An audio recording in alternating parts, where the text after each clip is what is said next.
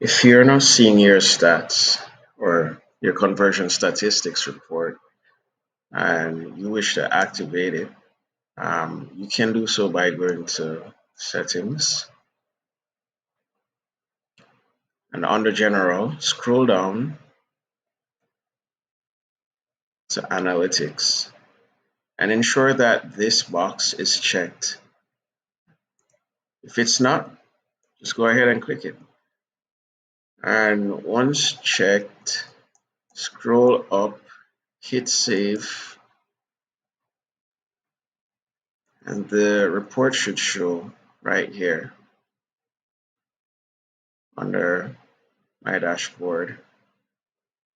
If you've already done this and your report still isn't showing, please reach out to the support team and we'll gladly assist.